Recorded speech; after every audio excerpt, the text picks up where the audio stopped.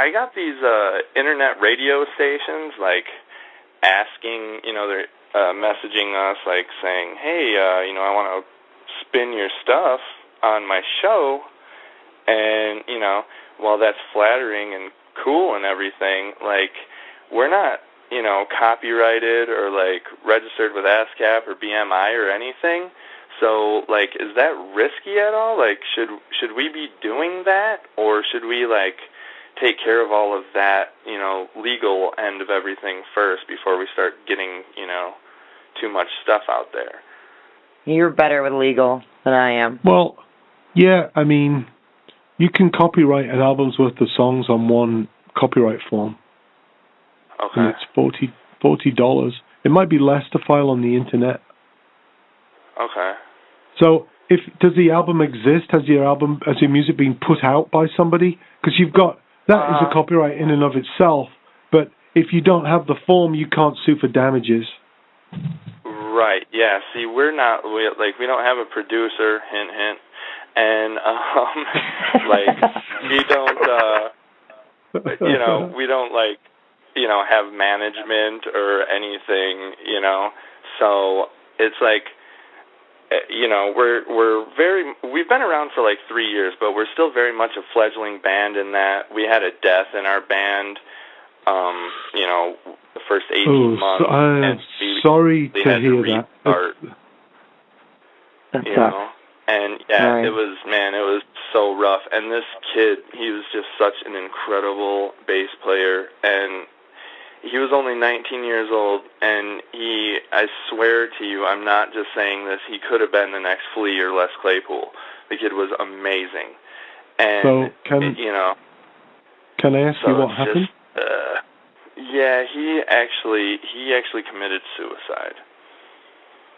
And, everybody always says, well, we never seen it coming, but, truly, we never ever seen it coming.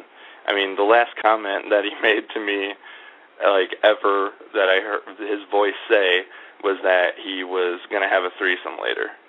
I mean, that's not, stuff that people that are suicidal talk about. So, I don't know. One of those things, But so we essentially had to start over. Right. And that's really tough, because you can't just audition some people. Like, the next time you play those songs, it's like, ooh, and it's almost like you want it to be shit, because if it's good or better than the guy played it that's not around, you feel like you're betraying him, and it's just not simple. Yeah. And, I think sometimes people don't realize that, and certainly there's been periods in my life where I haven't realized, when you make music with people, that's a thing. It's a thing. You're creating an energy with people.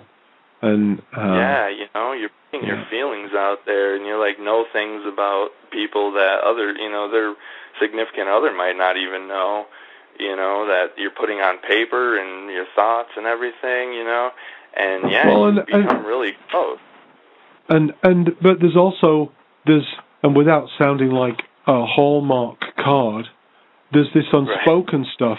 It's like when you connect with someone through music, you're connecting on a completely different level than having a great conversation about the Black Hawks, or we both love the sensational Alex Harvey band. Yeah, great. But when you make music with someone, the rhythms inside your body mesh with the rhythms inside someone else's body, and that's like pheromonal shit that and non-musicians would have no clue what we're talking about, but I agree 100%. Yeah. So So you got to.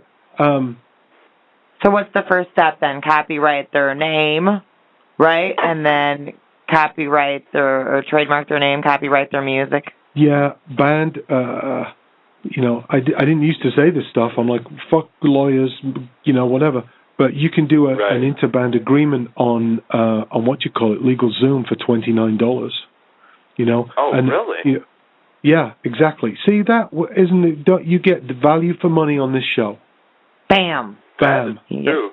And Martin, since we're kind of in the realm, since one of our people died that helped write all the songs, and now we have, actually the guy who called in from the band last time, Dennis, he's the new bass player.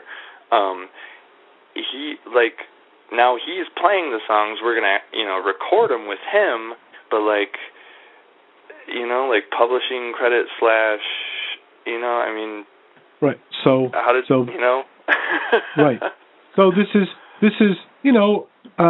over at Madison Media. I'm taking a class in ethics at the moment, and this would go right in that class. It's like, look, if that guy co-wrote some songs with you, then you should credit him, and escrow that money, or if there is any, there might not be any money. He has a young son. Uh-oh. Yes. So it'd be great to be able to give his son some money. Right. Well, from something if you ever get to be something. Right. But no, it's not that.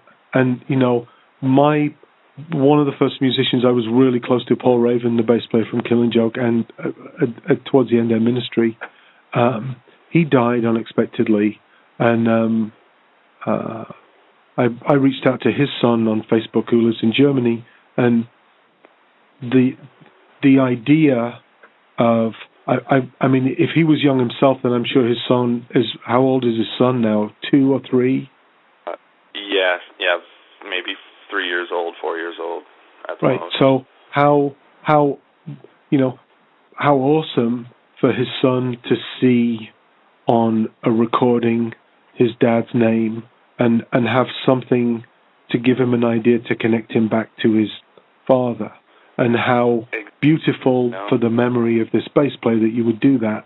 And it gets a little bit complicated. Your new bass player can write some new songs with you, but he didn't write the old ones. Right.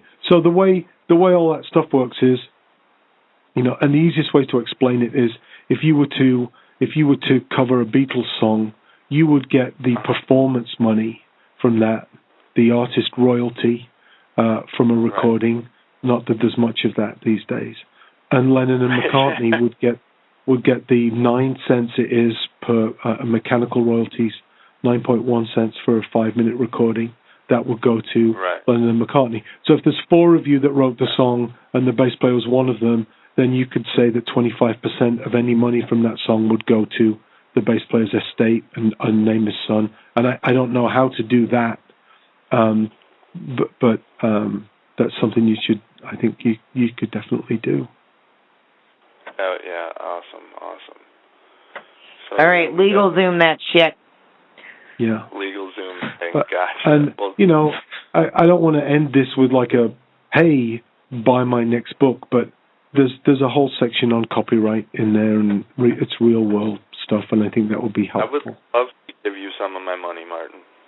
No, you don't have to do that. Just remind me closer to the time, and I'll send you one.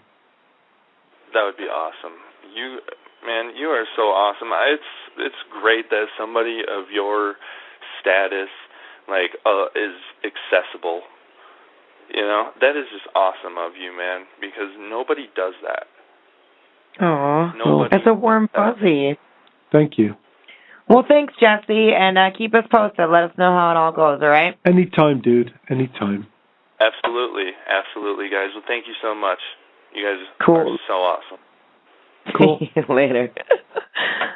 I'm still waiting for a Disaster Nuts t-shirts. Damn it! Oh, my God. I'm just kidding.